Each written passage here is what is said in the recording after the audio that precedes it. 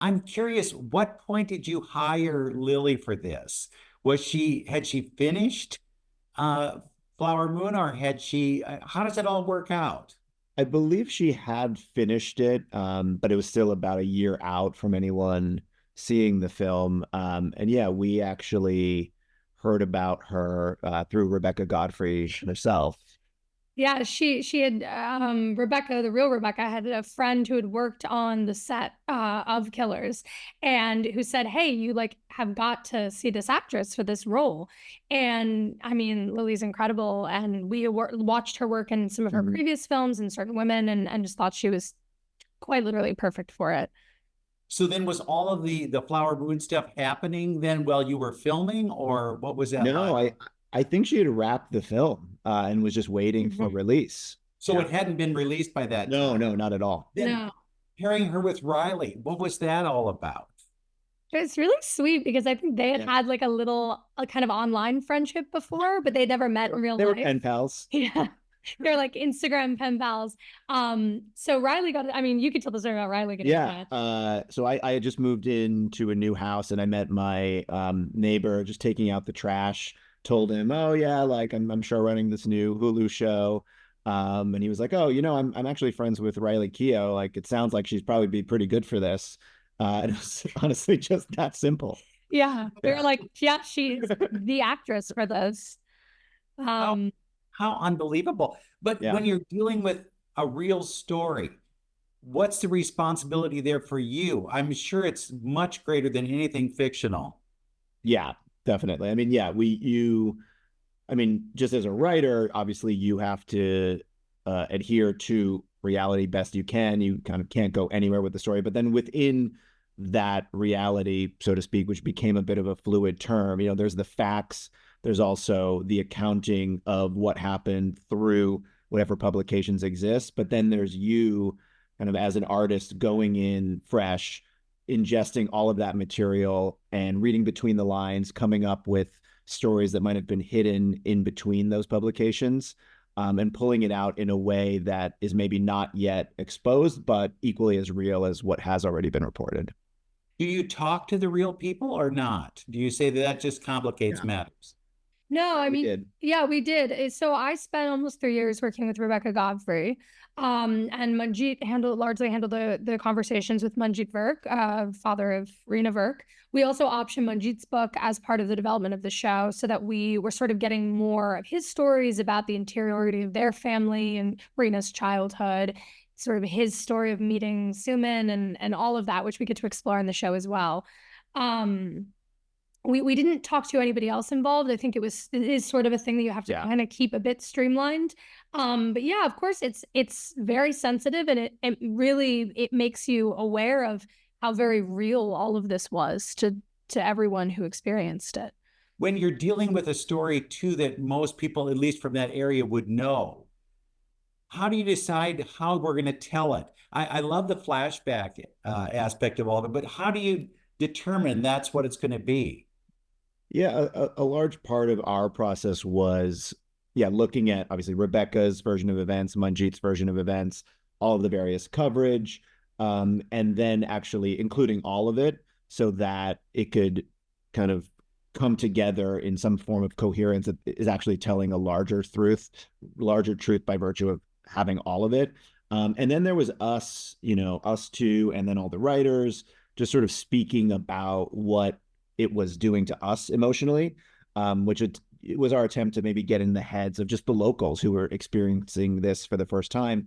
And beyond that, to be honest, because we shot so close to where it really happened, just being up there for the better part of a year, we encountered so many people who actually lived through it. Even just people on our own crew came up to us and said, this was a really like personal like news story for me when I was growing up. And so there was a lot of really personal connection. So there's a big responsibility too that comes with that. Huge. Definitely.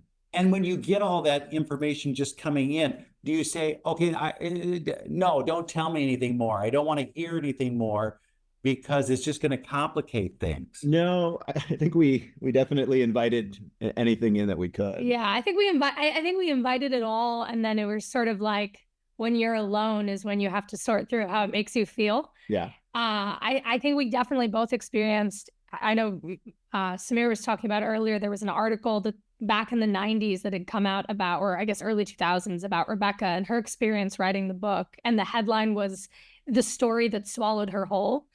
And I think that both of us, when we came into it, saw that. We're like, wow, how fascinating that this woman got very like absorbed by this story. And then the same thing very gradually happened to both of us, where you like really, it becomes a part of you. You know, I've worked on, you know, we both worked on this for many years, and it's such a dark place to have to go to mentally, that it really does become a part of you. You're so aware of the responsibility of it and the fact that this is like a very known true story, especially in Canada. I think we just hope we've done right by the people. Is it hard to say goodbye to a story like this because it is such a big part of your life?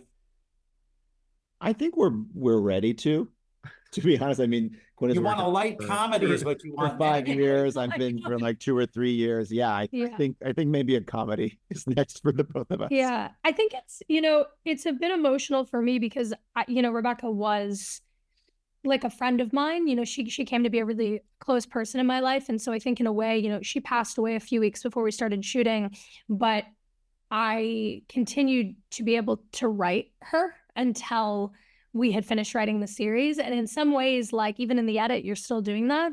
I think that there's a grief to that, because in some ways it's like you're getting to spend time with your friend. I think that part will be the saddest for me, but I also think we're ready to be sort of free from the darkness of it. When you're working with a lot of young people, how do you convey to them how truly important this story is? It's funny. I don't think we needed to tell them. They knew. I think it was a bit of, I think, like transference. It was just like we showed up, I think pretty like behaving in a way that everyone understood, like this is a very sobering event. It needs to be taken seriously. It needs to be handled respectfully. And I think just setting that tone, everybody sort of got it, and was really just lovely to work with. Yeah. What do you think? We're very emotionally mature. No, that's what I was going to say. That they all really wanted to do justice by Rena, like from day one. What do you think viewers will take from this? What will they learn? Well, I mean, for me, the kind of guiding thesis of the show has always been, you know, the title of our pilot is Looking Glass, which is like the meaning of Rena's name, but it's also sort of, you know, a metaphor about the show being a mirror. I think in the 90s, this crime was sort of a mirror where so many people looked at it and sort of had to confront things in their own lives. And for all of us who worked on the show, it became that. And so I think I at least hope that audiences will take this less so of a, this is who's right and this is who's wrong and this is what you should learn, but that, like, you know, everyone who looks in the mirror will see something different reflected back, that everyone will take something different away from the story. Yeah, and I think that my hope is that the instinct to point the finger outside goes away, and that the story inspires people to kind of look at what parts of the darkness on display here are actually a part of me, and what can I do by myself in my own home to examine that and kind of bring it into consciousness so that I can be aware of it and ideally integrate it.